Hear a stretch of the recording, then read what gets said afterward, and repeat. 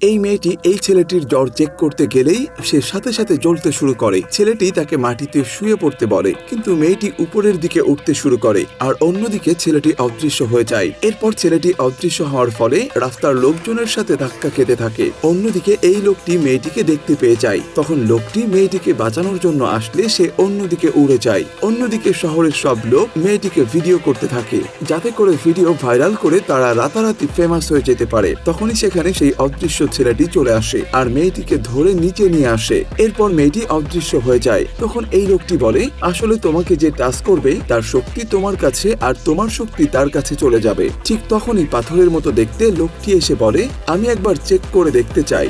এই বলে সে লোকটিকে টাচ করার সাথে সাথে সে একবারে নর্মাল মানুষের রূপ নিয়ে নেয়। কিন্তু অন্যদিকে দেখা যায় ছেলেটির শরীর পাথরের মতো হয়ে গিয়েছে। এটা দেখে ছেলেটি অনেক রেগে যায় আর ওই লোকটার সাথে চিৎকার চেঁচামেচি করতে শুরু করে।